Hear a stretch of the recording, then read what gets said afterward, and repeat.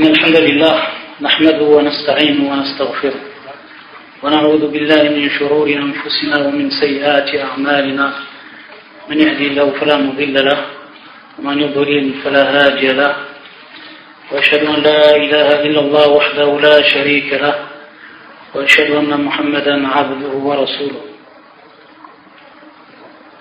يا أيها الذين آمنوا اتقوا الله حق تقاته ولا تموتن إلا وأنتم مسلمون يا أيها الناس اتقوا ربكم الذي خلقكم من نفس واحدة وخلق منها زوجها وبث منهما رجالا كثيرا ونساء واتقوا الله الذي تساءلون به والأرحام إن الله كان عليكم رقيبا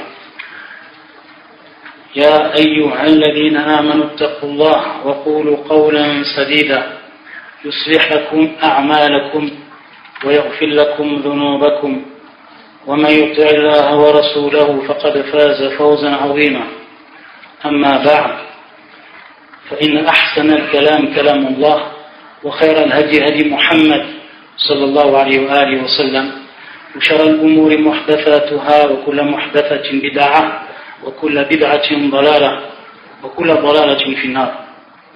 Donc on continue, Inch'Allah Ta'ala, les cours qu'on a déjà commencé. Et donc aujourd'hui ce sera le troisième cours, et qui concerne bien entendu le sujet le mawdu' Minhaj al-Anbiya fi da'wati ilallah, c'est-à-dire donc la voie des envoyés en ce qui concerne le prêche ou l'appel à Allah Azza wa Jal, le prêche. Les deux cours précédents, on a insisté sur le premier point de ce qui concernait ce minhaj. Et pourquoi on a insisté dessus? Parce qu'on avait dit que le premier point que les envoyés ils avaient concrétisé, effectué, c'était de commencer par ce qu'il y avait de plus important. Et on avait dit bien entendu la croyance. Et comme bien entendu al-dawra, c'est-à-dire que le sujet du séminaire c'est la croyance, donc il allait de sorte qu'on allait insister sur ce qui était propre à la croyance et qui rentrait bien entendu sur ce sujet, yani minhaj al-anbiya fi da'wati ilallah azza wa jalla. Et bien entendu pour ce qui est de la croyance, on a traité qu'une partie infime, on sait que c'est bien plus large et qu'il y a beaucoup de points à voir, comment les envoyés ont traité tous ces points de croyance. À la kulli hal, on en reste ici pour ce qui est donc de ce premier point qui était le commencement des envoyés par ce qui est le plus important, et en l'occurrence donc al-aqida, c'est-à-dire donc la croyance, concrétisation du tawhid, tahqiq al-tawhid. Simplement pour terminer le sujet d'hier, on avait parlé de ce qui était en relation avec al-qubur, c'est-à-dire les tombes, parce qu'on sait que beaucoup de musulmans de nos jours, ayadan billah, il-asaf shadid, beaucoup d'entre les musulmans se sont égarés et ils ont fait des actes de politisme en ce qui concernait le qubur, c'est-à-dire donc les tombes. Et on avait donc parlé, on avait développé sur ce sujet. Simplement un point qu'il reste donc à définir pour compléter le sujet, c'est que ziyarat al-qubur, c'est-à-dire donc la visite des tombes, elle est de trois catégories. La première catégorie, az-ziyaratu al-mashru'a. La deuxième catégorie, az-ziyaratu al-bid'iyya. La troisième catégorie, az-ziyaratu al-shirkiyya. Donc trois catégories. Pour ce qui est de la première catégorie, az-ziyaratu al-mashru'a. Donc c'est la visite qui est, elle, légiférée dans la religion de l'islam, qui repose donc sur des textes, et ici plus précisément sur des faits du prophète sallallahu alayhi wa sallam. Elle consiste en quoi cette ziyarat al-mashru'a? Comme on l'avait vu hier, en rappelant un hadith du prophète sallallahu alayhi wa sallam, qui nous est kuntu nahaytukum an ziyarat al-qubur fazuruha fa innaha tudhakkirukum al-akhirah ou tudhakkir al-maut, kama fi ba'd al-riwayat. C'est-à-dire que le prophète sallallahu alayhi wa sallam, après avoir interdit que l'on visite les tombes, il a permis cela. Et on avait vu que l'interdiction concernait qui? Concernait les hommes.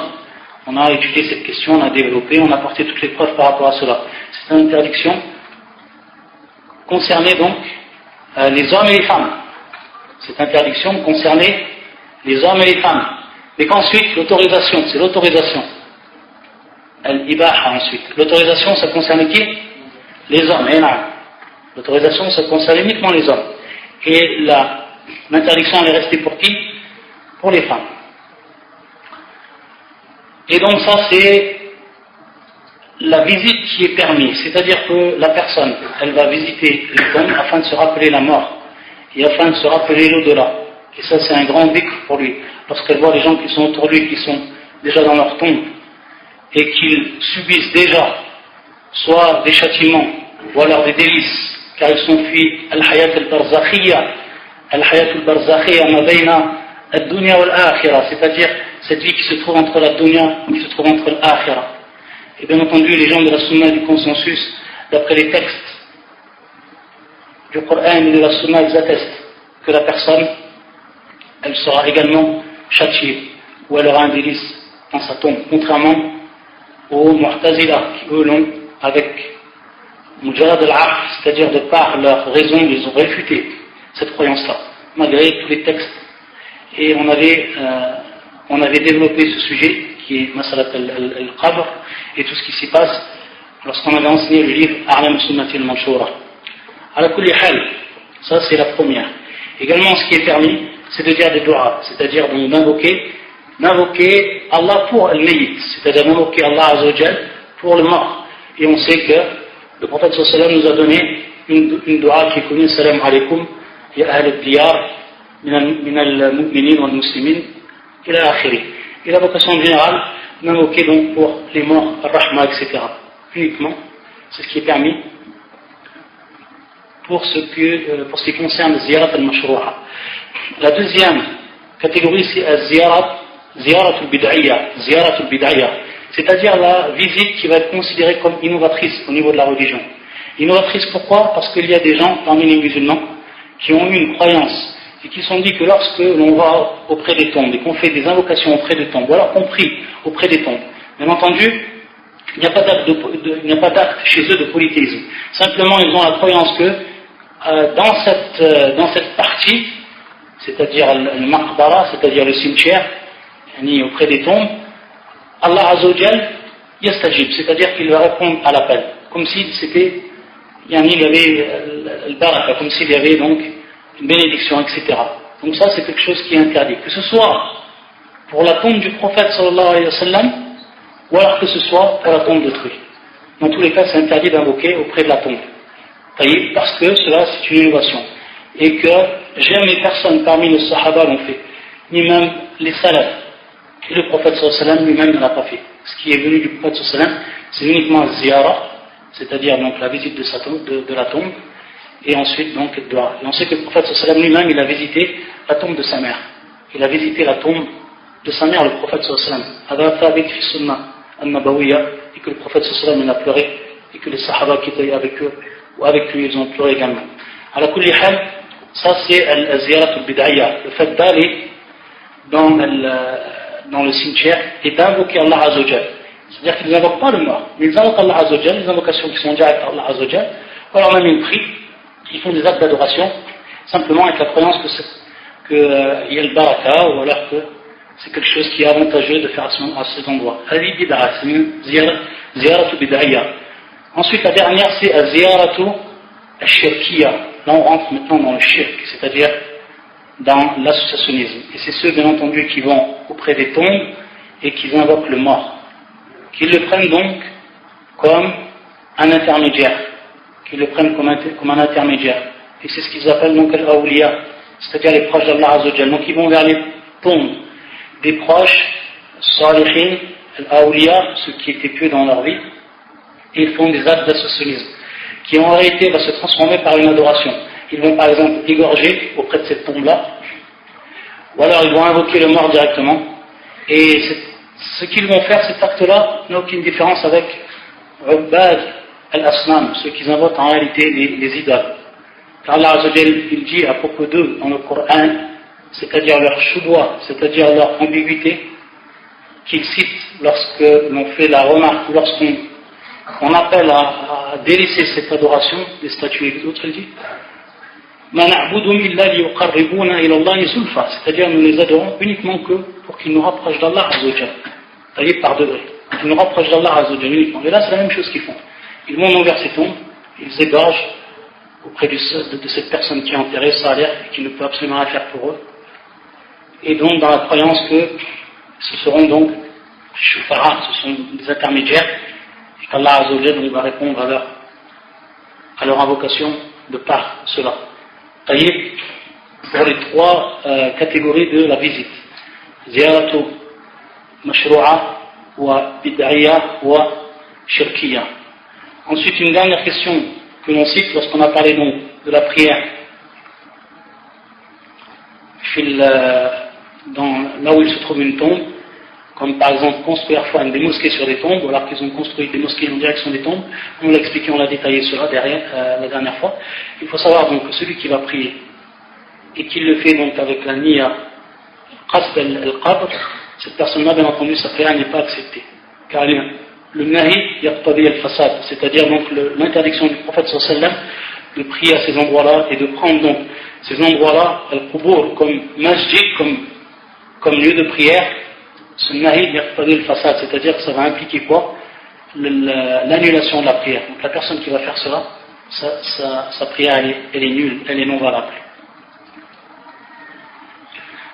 Ou ikhtilaf al-ulama, divergence des savants, si par exemple une personne elle a prié dans une mosquée et qu'elle n'était pas au courant qu'il y avait une qab, ou alors qu'elle l'a su au dernier moment, qu'elle a prié sans qu'elle ait l'intention donc de prier à l'endroit parce qu'il y avait un qab.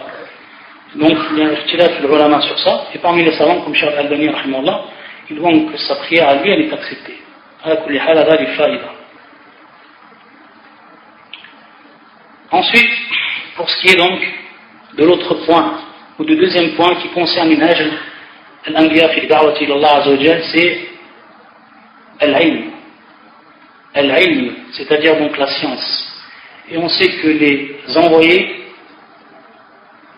ils ont commencé leur da'wa, leur prêche, donc une fois qu'ils ont eu science de ce qu'il fallait qu'ils fassent, qu'ils ont eu science d'Allah azza wa jalla.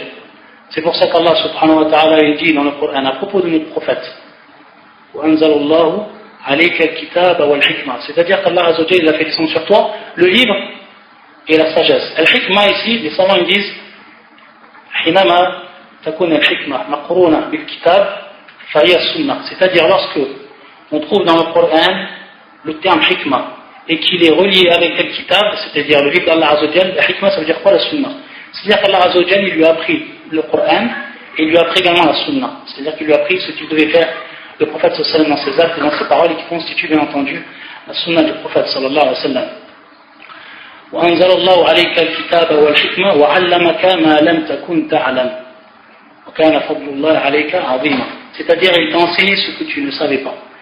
Il t'a enseigné ce que tu ne savais pas. Donc au départ le prophète sallallahu alayhi wa sallam il n'avait de science sur ce quoi il allait exactement prêcher, par quoi il devait commencer, etc. Et Allah azza wa jalla donc lui a donné la science. Donc ici c'est le minhaj, et c'était pareil pour tous les envoyés. Et donc il en est à partir de là de même pour toute personne qui doit suivre ce minhaj, qui doit suivre donc minhaj al-anbiya fi da'wati ila Allah. Il doit commencer d'abord par apprendre. Avant de faire la da'wa, il doit commencer à apprendre. Et Allah azza wa jalla nous dit dans un autre verset qui est encore de plus clair: قُلْ هَذِهِ سَبِيلِي أَدْعُو إِلَى اللَّهِ عَلَى بَصِيرَةٍ أَنَا وَمَنِ اتَّبَعَنِي وَسُبْحَانَ اللَّهِ وَمَا أَنَا مِنَ الْمُشْرِكِينَ. Ici, il dit de dire à son envoyé, قُلْ هَذِهِ سَبِيلِي, c'est-à-dire ceci est ma voie. هَذِهِ سَبِيلِي, la voie. Sabil qui est tariq, qui est également le minhaj. قُلْ هَذِهِ سَبِيلِي أَدْعُو إِلَى اللَّهِ عَلَى بَصِيرَةٍ, c'est-à-dire j'invoque, ou alors j'appelle Allah azza wa jalla ala basira. Qu'est-ce que veut dire ce terme basira? Ala basira. Donc les savants, lorsqu'on revient au tafsir al-ilm, on voit qu'il y a plusieurs interprétations. Ceux qui vont nous dire al-yaqin ou al-haq, c'est-à-dire invoque suivant la certitude et la vérité, al-haq. Également ceux qui disent ala ma'rifatin wa tahqiq, c'est-à-dire invoque donc suivant la connaissance. Et ceux qui disent également al-hujjatu al-wadiha, c'est-à-dire l'argument et la preuve qui va être claire. Ça constitue al-basira. Donc al-ma'rifa, al-tahqiq, al-hujja, al-yaqin, al-burhan al-shar'i, wal-aqli kadhalik. Et c'est pour ça que Cheikh Sulayman ibn Abdullah, celui qui a expliqué le livre de Kitab al-Tawhid, le Cheikh Mohammed ibn Abdul Wahhab, rahmatullah ala al-jami', في كتاب تيسير العزيز الحميد, il dit ووجه ذلك أن اتباعه صلى الله عليه وسلم واجب, c'est-à-dire le fait de suivre le prophète c'est obligatoire pour tout le monde. Et les versets du Coran ils sont plus que clairs sur cela, et la sunna également. وليس اتباعه حقا إلا أهل البصيرة, c'est-à-dire que réellement son suivi il ne se fait de manière véritable et concrètement que par les gens qui ont la al-basira, qui ont donc la science, qui ont donc al-ma'rifa, qui ont donc la connaissance. Et ensuite il dit فَمَنْ لَمْ يَكُنْ مِنْهُمْ فَلَيْسَ مِنْ أَتْبَاعِهِ فَتَعَيَّنَ أَنَّ الْبَصِيرَةَ مِنَ الْفَرَائِضِ. Donc il nous dit que ceux qui ne vont pas avoir la science dans ce qu'ils prêchent et qui ne vont pas suivre les envoyés dans cela, alors ce ne sont pas des gens qui sont considérés comme atba' ou comme ceux qui ont suivi le prophète sallallahu alayhi wa sallam. Car il nous dit que cela c'est une obligation. فَتَعَيَّنَ أَنَّ الْبَصِيرَةَ مِنَ الْفَرَائِضِ, que la science donc c'est une obligation. Et encore plus pour celui qui va donc qui veut suivre les envoyés et qui va donc commencer par le prêche, qui va donc faire الدعوة إلى الله عز وجل. Et il nous dit Ibn al-Qayyim rahimahullah ta'ala أعلى درجة العلم, c'est-à-dire le plus haut niveau de la science, et il dit البصيرة التي تكون نسبة العلوم فيها إلى القلب كنسبة المرء إلى البصر, c'est-à-dire que c'est le plus haut niveau de la science, البصيرة. Bien entendu, le basira, il y a des étapes, taillées, pour ce qui est de la science, pour ce que la personne elle va apprendre. Et il nous dit que le terme lui-même, basira, ça va être considéré comme le plus haut niveau de la science. أعلى درجات. Et il va nous dire, rahimahullah, que ceci va devenir en réalité comme la chose que l'on voit. La chose que l'on voit, c'est quelque chose, on n'a aucun doute sur elle, et on a réellement science de ce qu'on peut voir. De même pour ce qui est des sciences par rapport au cœur. Et il nous dit وهذه الخصيصة التي اختص بها الصحابة عن سائر الأمة وهي أعلى درجات العلماء, c'est-à-dire c'est cette particularité, c'est cette spécificité qu'ont eu les sahaba sur le reste de la communauté, car ils ont eu cette basira, ils ont eu donc cette science, ils ont pris la science directement du prophète sallallahu alayhi wa sallam, ils l'ont appliquée. Tous les hadiths qui nous sont venus, ils sont venus de qui? Ils sont venus des sahaba. Le Coran lui-même, il est venu de qui? Il est venu des sahaba, et ainsi de suite. Et ainsi de suite. Donc la science, elle est venue d'eux. C'est eux qui avaient le basira. Ils se sont donc différenciés des autres personnes de cette communauté, de par cette basira, de par donc cette science. Et il nous dit que c'est le plus haut niveau des savants. Et donc, tashmal al-basira al-ilm bi-shara', c'est-à-dire la science de la législation. Et également l'ilm bi-hal al-mad'u, c'est-à-dire elle concerne également la connaissance de la personne à qui on va faire la da'wa. Quelle est donc cette personne-là? Parce que ça fait partie des gens du livre, ce qui fait partie des chrétiens, des juifs, ce qui fait partie des athéistes, ce qui fait partie des communistes, etc. Yani, pour savoir par quoi on va, ou de quelle manière on va s'y prendre avec lui, et quels sont les hujjas qui vont être les plus efficaces lorsqu'on va l'appeler Allah Azza wa Jalla, et suivre la voie d'Allah subhanahu wa ta'ala. Et également, al-ilm bis-sabil al-musil ila al-maqsoud, et al-hikma, c'est-à-dire également la connaissance de cette voie que l'on va emprunter à ce moment-là pour arriver à convaincre ces gens à qui on va appeler. Et c'est bien entendu ici la hikma, c'est également ici la sagesse.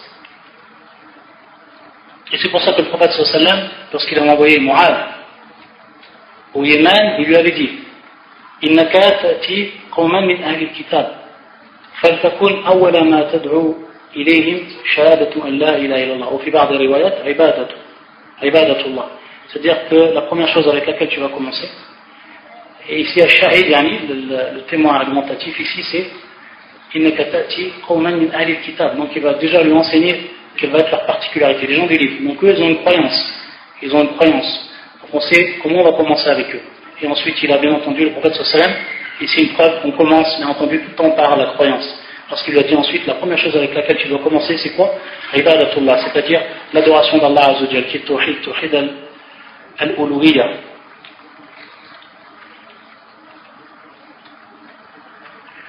Et donc cette science-là, on sait qu'Allah Azzawajal, il a demandé au prophète sallallahu de demander encore plus de science tout le temps.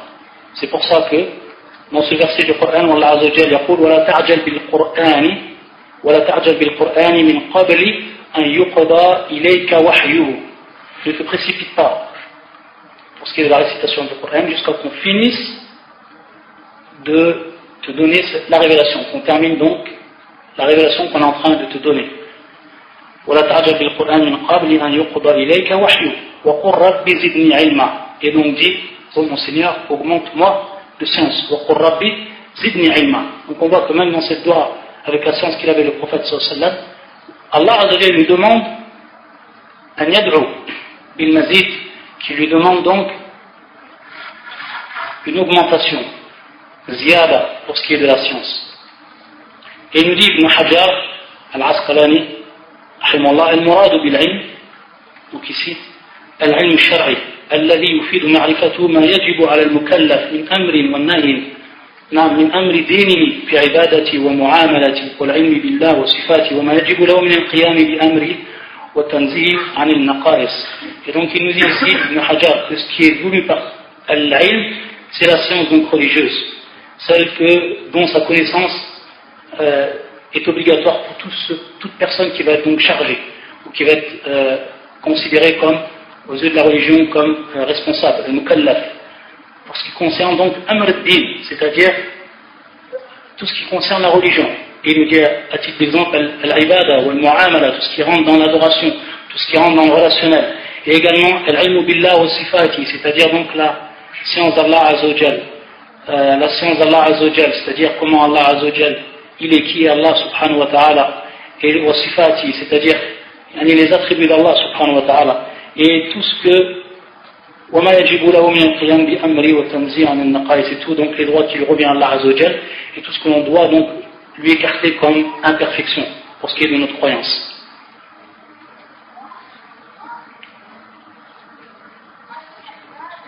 هذا هو العلم. Également ce qui va rentrer parmi les points qui va rentrer dans ce minhaj, c'est bien entendu l'ikhlas, c'est donc la pure intention, l'intention qui va être pure, l'ikhlas. Et lorsqu'on dit l'ikhlas, c'est-à-dire qu'il invoque ou alors qu'il appelle uniquement Allah Azzawajal, il ne veut rien d'autre par rapport à cela. Il appelle uniquement pour Allah Azzawajal, liwajhillah Azzawajal. Donc il ne va pas appeler pour un autre qu'Allah Azzawajal, ou alors il ne va pas appeler pour par exemple un hizb, il ne va pas appeler donc pour un parti ou pour autre chose. Il va appeler uniquement pour Allah. Et c'est ce qu'on fait donc tous les envoyés. Et ici donc, un hadith du prophète sallallahu alayhi wa sallam qu'on va citer. Et qui est hadith Jabir radiyallahu ta'ala anhu, hadith muttafaqun alayh. يقول غزونا مع النبي صلى الله عليه وسلم وقد ثاب معه ناس من المهاجرين حتى كثروا. C'est-à-dire que nous avons donc fait une guerre, une ghazwa avec le prophète sallallahu alayhi wa sallam. وقد ثاب يعني ثاب معناه اجتمع, et qu'il y a eu beaucoup de gens parmi al-muhajirin, parmi les immigrés qui se sont réunis jusqu'à qu'ils ont été nombreux. وكان من المهاجرين رجل لعاب. Il y avait parmi al-muhajirin une personne, la'ab, certains savants l'ont expliqué comme une personne qui yal'ab bil-hirab, c'est-à-dire une personne qui, comme faisait le habasha, c'est-à-dire qu'il avait une distraction avec ce qu'on appelle la lance. Et qu'est-ce qu'il a fait cette personne-là? Comme a fait le hadith, فَكَسَعَ أَنْصَارِيًا فَغَضِبَ الْأَنْصَارِي غَضَبًا شَدِيدًا. C'est-à-dire qu'il a fait, il a donné une frappe, c'est-à-dire فَكَسَعَ بالعين فَكَسَعَ يعني ضربه على دبوره. Il l'a frappé donc sur son postérieur. Et il s'est énervé. Al-Ansari, il s'est énervé. Il s'est mis très en colère. Et il n'a pas apprécié cela, cet acte-là.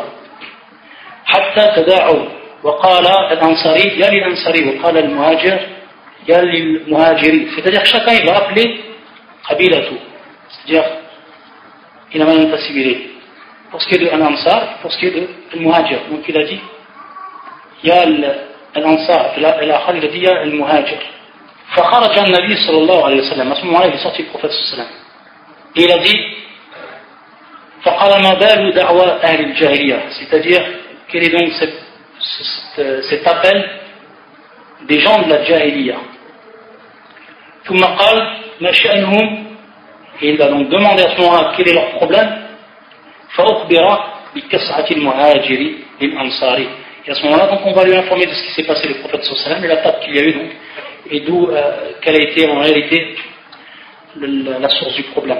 فقال النبي صلى الله عليه وسلم هذا هو الشاهد. فقال النبي صلى الله عليه وسلم دعوها فإنها خبيثة. دعوها فإنها خبيثة. دعوها إيش؟ الدعوة. هذه الدعوة. C'est-à-dire, laisse cet appel-là. فإنها خبيثة. C'est-à-dire elle est pourrie. Elle est non valable. فإنها خبيثة. Ici, regardez comment ils vont expliquer les savants ce hadith. Qu'est-ce qu'ils vont dire à partir de là. Cheikh al-Islam ibn Taymiyyah, rahmatullah alayhi, on va bien comprendre ce qu'on a voulu à partir de ce hadith. On a bien compris l'histoire. Et on va voir al-hikmah, c'est-à-dire la sagesse qu'on va en tirer, et la science qu'on va en tirer de ce hadith, et qui nous concerne ici directement, lorsqu'on parle de ad-da'wa ila Allah, et uniquement ila Allah azza wa jalla. Là, il est hizb, ou la shaytan. Il dit, Cheikh al-Islam, هذا كل الكلام في مجموع الفتاوى.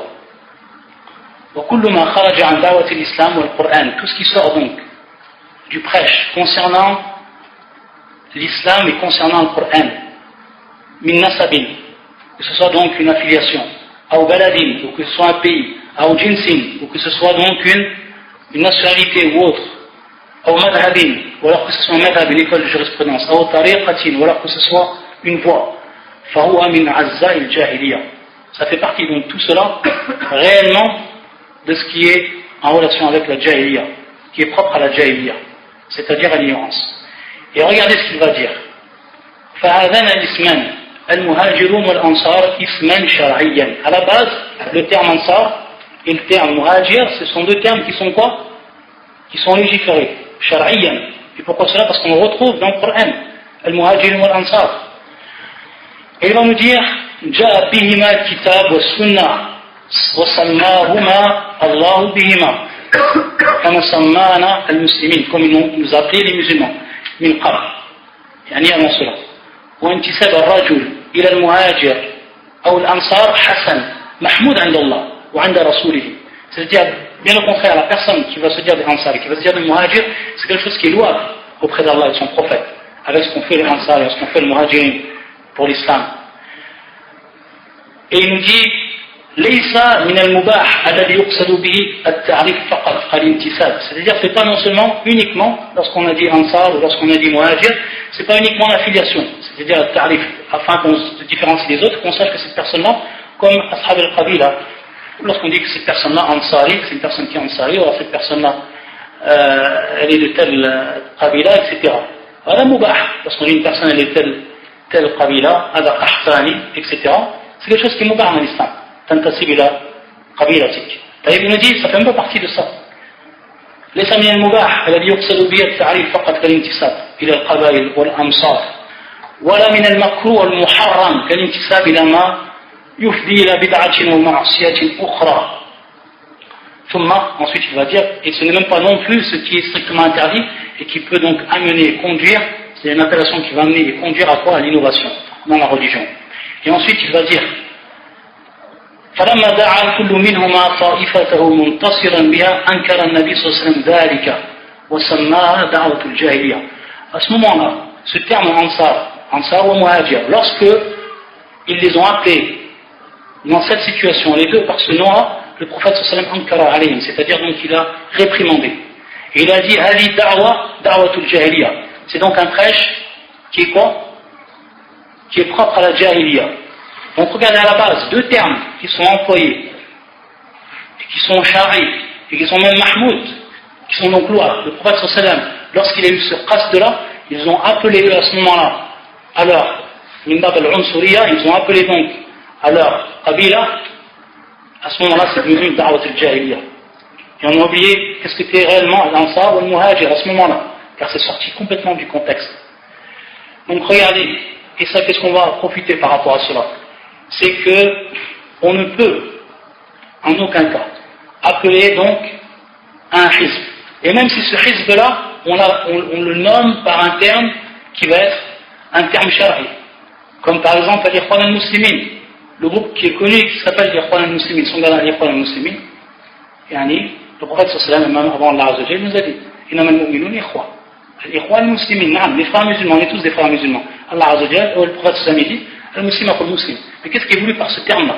Quelle va être la da'wah qui est derrière ça? Et à quoi on appelle? Est-ce qu'on appelle réellement Allah Azza wa Jalla ou est-ce qu'on appelle donc un hizb qui comprend donc des règles et qui va regrouper des gens afin donc de parvenir à des objectifs qui sont bien précis? Donc on voit que ici, si ça se transforme, c'est-à-dire ces noms-là, même s'ils sont pris de la sunna ou alors du kitab, et si on veut, par ces noms-là, une da'wah qui va être non pour Allah Azza wa Jalla, mais pour l'appel à un hizb muayyan, c'est-à-dire un parti bien précis, alors ça devient quoi? Une da'wah qui est dite jahiliya, comme il s'est passé avec l'Ansar ou le Muhajir. Et en vérité, on va en tirer donc de cette histoire la même chose. Pour ce qui se passe, on en fait le parallèle avec ce qui se passe aujourd'hui, ce qu'on peut voir parmi les jama'at, etc. Donc ici c'est al-ikhlas, c'est-à-dire qu'on n'est plus, on a une pure intention et qu'on appelle uniquement Allah Azza wa Jalla, rien d'autre, pas un hizb ou autre. Et pour ce qui est également, pour compléter donc ce sujet, qui est un sujet qui est important, on va citer une parole du grand savant Abdelaziz ibn Abdillah ibn Baz, rahimahullah ta'ala, dans son livre Da'watu ilallah wa akhlaq ad-du'at, une parole qui va être importante. Et comme on a dit, comme on avait dit donc le premier cours lorsqu'on avait fait l'introduction pour ce qui était de la science, c'est celui qui transmet. Donc on transmet ici les paroles de ces savants pour ce qui est de cette question. Il nous dit أن الواجب على الداعية الإسلامي أن يدعو إلى الإسلام كله, c'est-à-dire ce qui est obligatoire pour le prêcheur musulman, c'est qu'il appelle à l'islam en entier et tout ce qu'elle comprend. ولا يفرق بين الناس, et il ne fait pas de division entre les gens. وأن لا يكون متعصبا لمذهب دون مذهب, et qu'il ne soit donc pas, qu'il ne suit pas inconditionnellement et aveuglement donc un madhab qui est une école de pensée, comme par exemple al-madhab al-madhahib al-fiqhiyya دون madhab, sans un autre madhab, أو لقبيلة دون قبيلة, ou alors qu'il suit donc une tribu sans une autre tribu, أو لشيخه أو رئيسي أو غير ذلك, c'est-à-dire alors qu'il suit donc son cheikh uniquement, de manière inconditionnelle, aveuglement, ou alors celui qui le dirige, etc. Il nous dit بل الواجب أن يكون هدف إثبات الحق وإيضاحه, c'est-à-dire il nous dit que ce qui est al-wajib, c'est qu'il donc, et son objectif, c'est qu'il atteste la vérité et qu'il la mette en évidence. Ça, c'est cela, qu'il appelle Allah Azza wa Jalla et tout ce qui donc fait partie de la vérité et qui est de la religion d'Allah Azza wa Jalla avec ikhlas, il appelle. C'est-à-dire également qu'il veut par là donc la droiture des gens. Et même si cela donc va en contradiction avec l'avis d'une personne, d'un tel ou d'un autre. Et donc, lorsque il est né chez les gens, ceux qui ont suivi inconditionnellement, aveuglement, al-madahib, c'est-à-dire donc les écoles de pensée. Il rentre également ici, bien entendu, l'ahzab, tout ce qui va rentrer sous ce nom, al-madahib. ويقول إن مذهب فلان أولى من مذهب فلان جاءت الفرقة والاختلاف. Et donc, ils vont dire à ce moment-là que le madhab de cette personne est meilleur que le madhab de cette personne. Ici, ça peut être considéré, ça va être plus précisément comme madhab al-fiqhi. جاءت الفرقة والاختلاف, et à ce moment-là, il est advenu quoi? Al-furqa, c'est-à-dire la division, le schisme, والاختلاف, donc la dissension dans la communauté. حتى آل ببعض الناس هذا الأمر إلى أن لا يصلي مع من هو على غير مذهبه, jusqu'à ce que cela est venu de la personne qui est un autre madhab, il ne prie pas avec une personne qui a un madhab différent de lui. Comme par exemple, il dit فلا يصلي الشافعي خلف الحنفي ولا الحنفي خلف المالكي ولا خلف الحنبلي, c'est-à-dire que le shafi'ite il ne va pas prier avec celui qui dit malikite, ou le malikite il va prier avec celui qui est hanbalite, etc. Et comme on l'a vu auparavant, durant le hajj à l'époque il y avait quatre sections, et dans ces 4 sections c'était chaque madhab, c'est-à-dire que le madhab al-shafi'i prie tous ensemble, ou le hanafi de même, etc. Et comme on peut voir aujourd'hui dans les mosquées, lorsqu'on voit donc que certains qui sont du madhab al-hanafi, ils prient donc ensemble, ils ne se mélangent pas avec les autres, ils ont chacun leur mosquée, ils sont même venus même à diviser la mosquée en deux, subhanallah. Et il nous dit donc وهكذا وقع من بعض المتطرفين المتعصبين, c'est-à-dire que cela est advenu de ceux qui sont non considérés comme extrémistes et qui sont considérés donc comme étant des suiveurs de manière aveugle, inconditionnelle. Et ensuite il nous dit وهذا من البلاء ومن اتباع خطوات الشيطان. Et ça fait partie donc de quoi? Ça fait partie des épreuves néfastes, ça fait partie même du fait que l'on va suivre le chemin du diable, les pas du diable. فالأئمة أئمة هدى الشافعي ومالك وأحمد وأبو حنيفة والأوزاعي وإسحاق بن راهوية وأشباههم كلهم أئمة هدى ودعاة حق. C'est-à-dire que tous ces gens, que ce soit l'imam Malik, que ce soit l'imam Shafi'i, Ahmed et tous ceux qu'il a cités, sont tous des imams. Tous des imams dans la religion. On n'a pas à faire de différence à ce moment-là. Ce sont tous des gens qui ont, eux, appelé à la vérité. Qui ont appelé avec ikhlas et qui ont appelé donc à la vérité. Ils n'ont pas appelé à des ahzab, des groupes, mais ils ont appelé à la vérité. Da'u an-nas ila dinillah. Et donc ils les ont appelés à la religion d'Allah Azza wa Jalla. Ils les ont donc dirigés sur la vérité. C'est-à-dire que c'est-à-dire qu'il y a eu des divergences entre eux, des questions qui concernaient le fiqh. اختلفوا فيها لخفاء الدليل على بعضهم فهم بين مجتهد يصيب له أجران وبين مجتهد أخطأ الحق فله أجر واحد فعليك أن تعرف لهم قدرهم وفضلهم وأن تترحم عليهم. Et donc, ces gens-là, ils ont eu des divergences, mais cela n'empêche pas, à titre d'exemple, il a donné un exemple, lorsque, par exemple, le dalil, il peut être donc dissimulé pour la personne, donc elle n'a pas eu le dalil, ou alors que Wajh al-Istidlal, par exemple, l'aspect argumentatif n'est pas apparu pour cette personne-là, et donc elle a un avis qui est différent. Il y a beaucoup de asbab, fi l'irtilafat, ben al-ulama. Et donc, il nous dit, ces gens-là, ils vont être considérés comme soit mujtahid qu'il a fait un effort d'interprétation, parce qu'il avait le niveau, qu'il était un grand savant, et qu'il a atteint donc la vérité. Et le fait qu'il a atteint la vérité, il va avoir deux. Comme cela est venu dans le hadith du prophète, il va avoir donc deux. De quoi? De récompense. Alors que celui qui a fait l'ijtihad, il n'est pas parvenu à la vérité, il va avoir un simple ajr, mais il aura quand même un ajr. Et il nous dit donc qu'on doit reconnaître leur niveau, on doit reconnaître donc leur rang dans leur religion. Et on doit donc invoquer pour eux al-rahma. وأن تعرف أنهم أئمة الإسلام ودعاة الهدى ولكن لا يحملك ذلك على التعصب والتقليد الأعمى فتقول مذهب فلان أولى بالحق لكل حال أو مذهب فلان أولى بالحق لكل حال لا يخطئ. Là, هذا غلط. C'est-à-dire donc qu'on ne doit pas différencier ou dire ce madhab il est meilleur qu'un autre et qu'on doit le suivre donc aveuglément. عليك أن تأخذ بالحق وأن تتبع الحق إذا ظهر دليله ولو خالف فلان أو فلان. وعليك أن لا تتعصب وتقلد تقليدا أعمى بل تعرف للأئمة فضلهم وقدرهم ولكن مع ذلك تحتاط لنفسك ودينك فتأخذ بالحق وترضى به وترشد إليه إذا طلب منك. C'est-à-dire donc à ce moment-là tu suis uniquement la vérité. C'est ça toi, ta fonction, c'est que tu suives la vérité lorsque bien entendu il t'apparaît la preuve. Lorsque la preuve elle t'apparaît, à ce moment-là tu dois la suivre. Et c'est pour cela donc que tu dois prêter attention et que tu vas être attentif pour ce qui est de ta religion. Et donc tu prends de la vérité tout en reconnaissant, même si cela a été contraire donc à la parole d'un grand savant, parmi les madhahib ou autres, tout en reconnaissant son cadre, cette personne-là.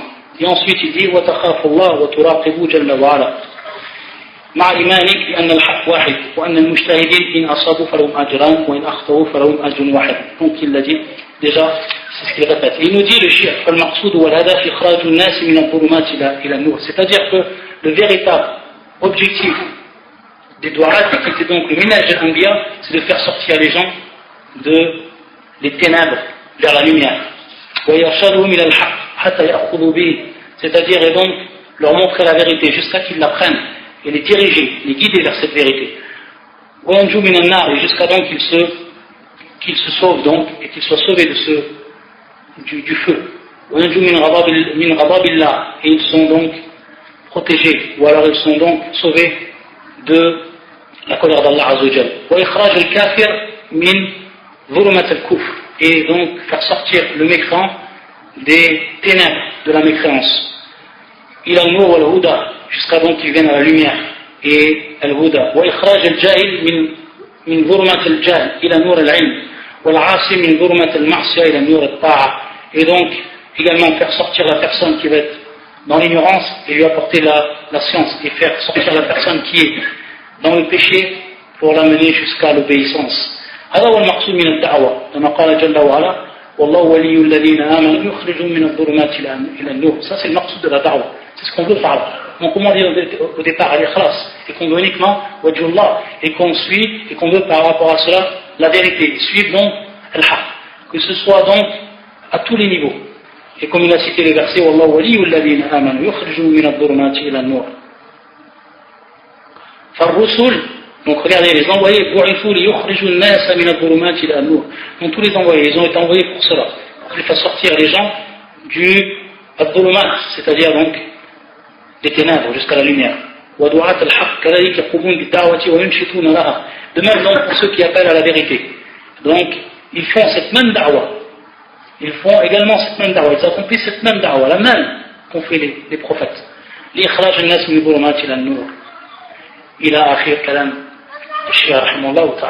Donc ça, c'était pour ce qui était du fait que l'on veut par cette da'wa uniquement au Dieu Allah Azza wa Jal, et qu'on ne cherche pas par cela à appeler à un parti ou à appeler à une école bien particulière, etc.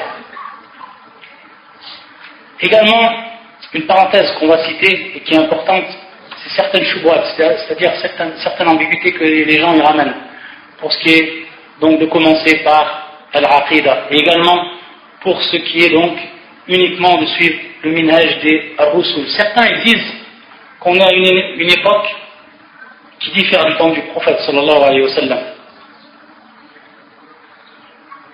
et que tellement il y a des divisions dans la communauté, si on appelle les gens au tawhid, c'est-à-dire à l'unicité, et si on leur demande de s'écarter de l'innovation, automatiquement on va diviser les gens.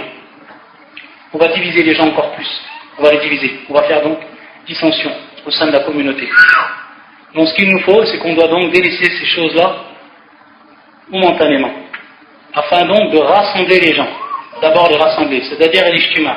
Comme beaucoup de groupes, ils ont ce minhaj dès leur base, c'est-à-dire ils ont cette méthode, c'est de rassembler les gens et de ne pas dire des choses qui vont les faire diverger.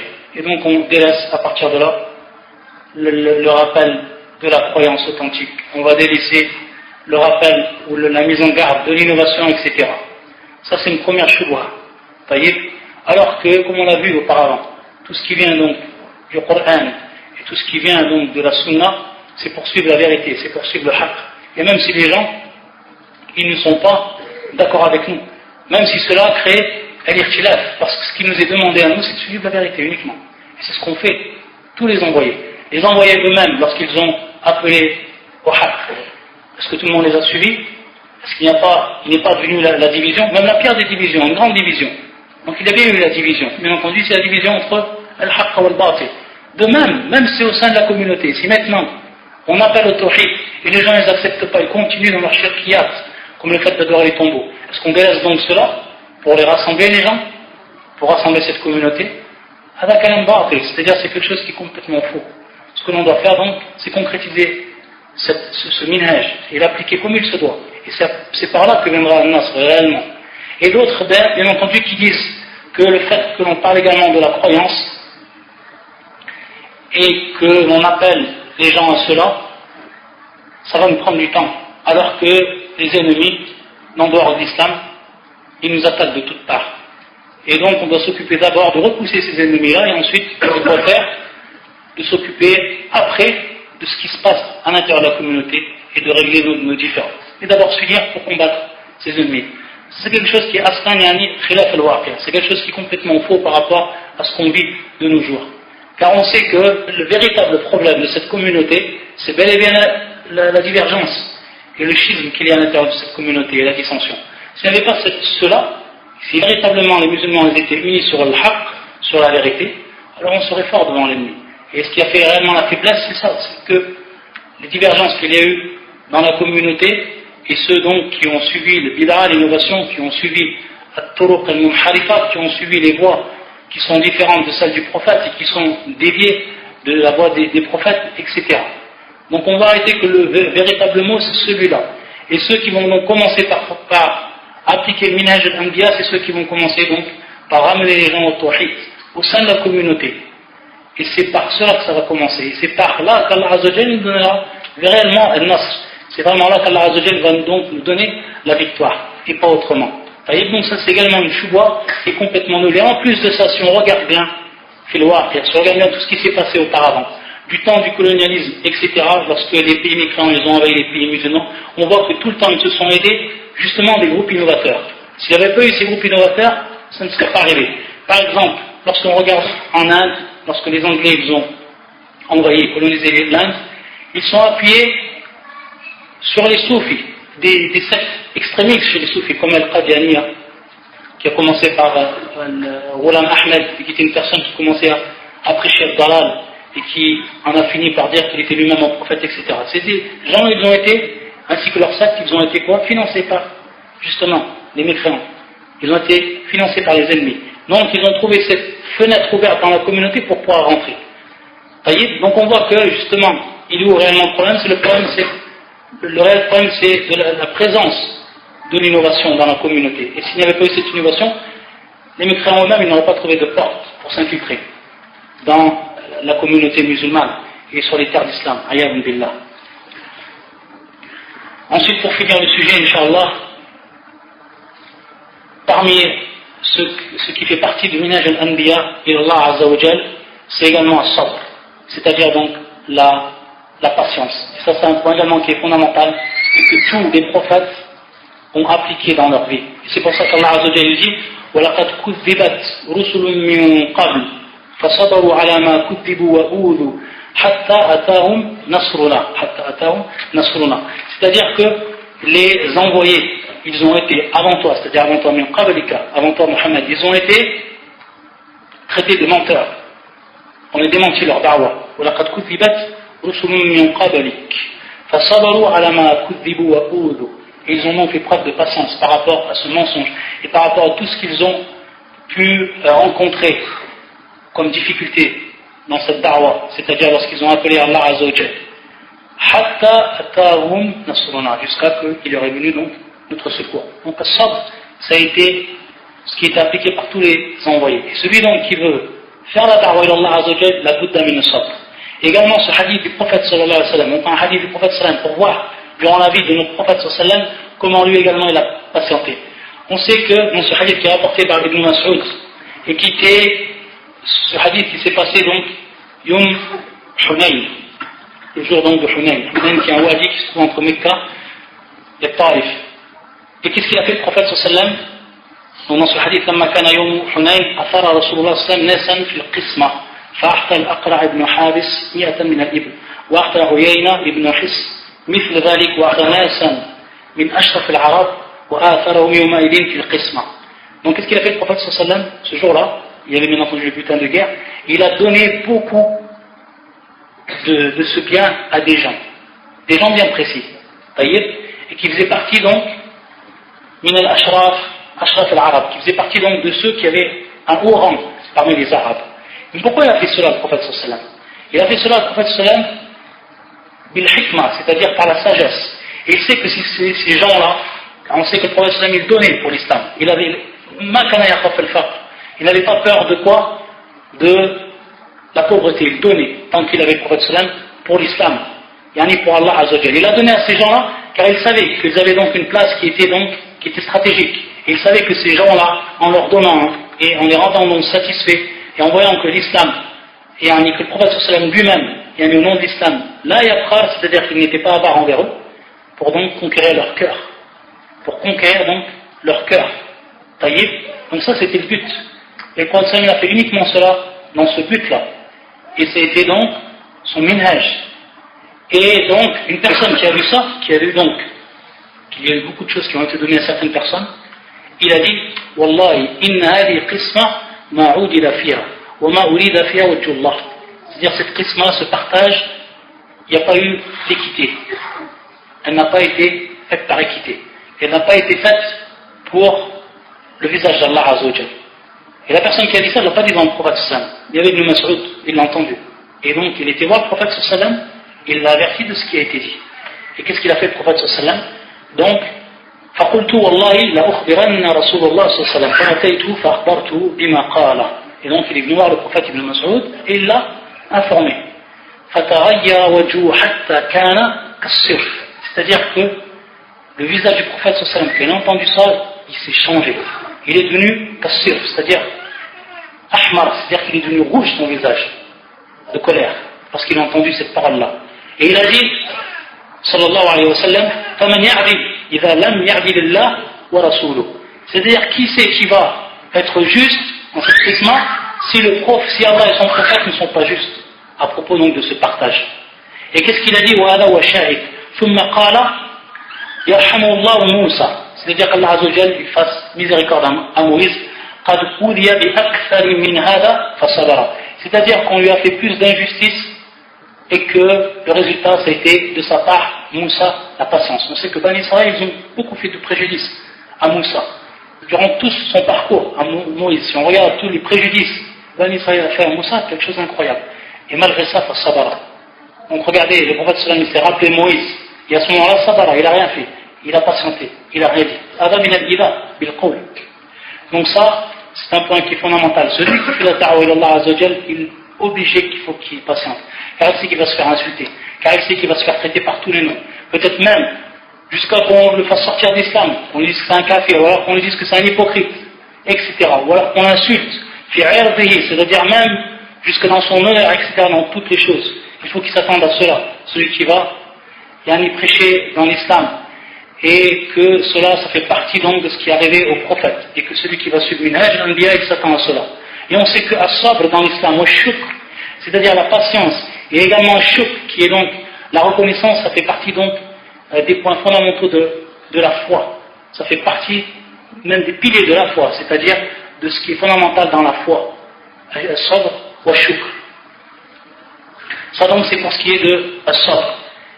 Et également, parmi les points qui rentrent dans cette da'wa ou dans cette méthode, c'est al-amal bima yad'u ilayh. C'est-à-dire que la personne, lorsqu'elle fait la da'wa, et ça a été donc le ménage des prophètes, tout ce qu'ils ont fait, ils l'ont appliqué.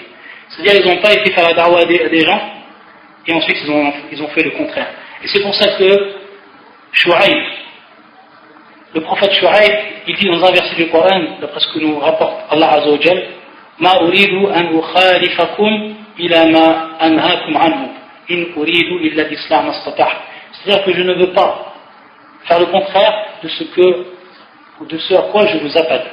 Je ne veux uniquement donc al-islah, suivant donc ma possibilité. Donc ça c'est la parole de Shu'aib, un des prophètes. Et tous les prophètes donc, tout ce qu'ils ont appelé, ils l'ont pratiqué. Tout ce qu'ils ont fait, ils l'ont pratiqué. De même donc pour ce qui est du da'i, c'est le suivre le minhaj al-anbiya, il est obligé de passer par là. Sinon automatiquement, sa da'wa, elle n'aura pas de valeur. Et les gens ne donneront aucune valeur à cette da'wa. Ça donc c'est pour al-amal bima yad'u ilayh. Également donc un autre verset qu'on va citer, وَمَنْ أَحْسَنُ قَوْلًا مِمَّنْ دَعَا إِلَى اللَّهِ وَعَمِلَ صَالِحًا وَقَالَ إِنَّنِي مِنَ الْمُسْلِمِينَ. Donc ici, وَمَنْ أَحْسَنُ قَوْلًا مِمَّنْ دَعَا إِلَى اللَّهِ يعني دعا عباد الله إليه, c'est-à-dire qu'il va appeler donc les gens à Allah Azza wa Jal. وَعَمِلَ صَالِحًا, c'est-à-dire wa fi nafsi muhtadin, c'est-à-dire qu'en lui-même il est bien guidé, il est sur une guidance qui est propre, qui est nette. Donc également ce verset prouve que la personne qui fait la da'wa et que c'était le ménage l'anbiya, c'était donc d'appliquer ce à quoi ils ont appelé. Ensuite, le dernier point qu'on va traiter, Inch'Allah, c'est al-khuluq al-hasan. Al-khuluq al-hasan, c'est-à-dire que la personne, également, ça a été minhaj al-anbiya, c'est qu'ils ont un bon comportement. Lorsqu'on voit leur comportement, vous envoyez quelque chose d'incroyable. Ce qui nous est compté dans le Coran, ce qu'on voit à travers la sunna du prophète sallallahu alayhi wa sallam, il y aurait donc des centaines de hadiths à citer pour ce qui est de husn al-khuluq. Il suffisait de savoir que Aïcha, lorsqu'on avait demandé à propos du khuluq du prophète, elle avait dit c'est comme un Coran qui marche sur la terre. Comme un Coran qui marche sur la terre. Donc un Coran qui marche sur la terre, c'est qui applique ce qu'il fait. Et donc, tout al-khisal, tout, c'est-à-dire les bonnes caractéristiques que l'on trouve dans le Coran, elles étaient donc en application auprès du prophète sallallahu alayhi wa sallam. Et c'est pour ça que Allah Azza wa Jal, il nous rappelle que le plus grand des ennemis d'Allah Azza wa Jal, qui est Pharaon, celui qui a la lidda al-rububiyya, celui qui a même dit qu'il était le Seigneur. Ayadun billah. Est-ce qu'il peut y avoir une personne qui est plus kafir que cela, Pharaon? Et pourtant, lorsque Allah Azza wa Jal, il a demandé à Moussa, il a demandé Haroun d'aller voir Pharaon, qu'est-ce qu'il leur a dit? وَقُولَا لَهُ قَوْلًا لَيِّنًا لَعَلَّهُ يَتَذَكَّرُ وَيَخْشَى. C'est-à-dire, dites-lui une parole layyin, une parole donc qui va être douce. Peut-être qu'il va se rappeler, peut-être qu'il va craindre. Une parole qui va être douce à une personne que si on voit le plus grand mutakabbir fil ard, c'est-à-dire le plus grand prétentieux sur la terre. Malgré cela, Allah Azza wa Jalla, il commande à ses prophètes, à ses envoyés, de dire cette parole. Qawlan layyinan. Et également, Allah Azza wa Jalla nous dit pour cette communauté, Ud'u ila sabili rabbika bil hikmati wal maw'izati al hasana wajadilhum billati ahsan.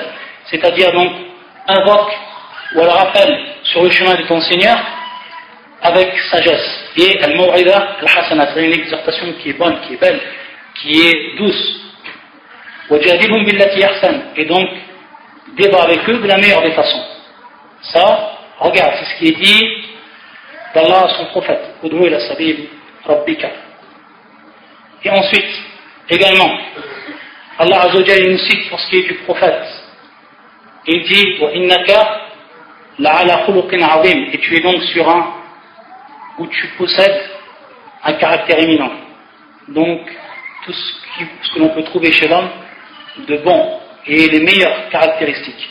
Également, Allah Azza wa Jalla, il rappelle le bienfait d'Allah Azza wa Jalla sur son prophète pour ce qui est de toujours, ce qui concerne le khuluq al-hasan, le bon comportement. فَبِمَا رَحْمَةٍ مِّنَ اللَّهِ لِنْتَ لَهُ فَبِمَا رَحْمَةٍ مِّنَ اللَّهِ لِنْتَ لَهُ يعني بمعنى فَبِ رَحْمَةٍ مِّنَ اللَّهِ, c'est-à-dire c'est de par la miséricorde d'Allah Azza wa Jalla que tu as été envers eux tout. لِنْتَ لَهُ وَلَوْ كُنْتَ فَضًّا غَلِيظَ الْقَلْبِ لَانفَضُّوا مِنْ حَوْلِكَ. Et donc si tu aurais été ghalid, si tu aurais été dur, tu aurais fait preuve de dureté envers les gens seraient écartés de toi. Et donc c'est de par la miséricorde d'Allah Azza wa Jalla qu'il t'a donné, c'est par cette science, de par cette sagesse, etc., que tu étais doux envers les gens. Donc comment un da'i, s'il est dur avec les gens, ils vont accepter de lui. On voit le prophète sallam comment il était doux avec les gens, quand il les a appelés à Allah Azza wa Jalla, tout ce qu'il a fait dans sa vie, pour donc concrétiser cette douceur et pour finalement que les gens rentrent dans l'islam, parce qu'ils s'aperçoivent de ce niveau que le prophète sallam avait dans la douceur, et qu'il avait donc en ce qui concerne al-khuluq al-hasan. Ça donc c'est pour ce qui est, on va dire en résumé, parce que c'est tellement un sujet qui est large, من الأنبياء في دعوته إلى الله فنكتفي بهذا بإذن الله تعالى ونسأل الله عز وجل أن يرزقنا الإخلاص في القول والعمل إنه هو المرجو والأمل والله تعالى أعلم وصلى الله على محمد وعلى آله وصحبه أجمعين سبحانك اللهم وبحمدك أشهد أن لا إله إلا أنت أستغفرك وأتوب إليك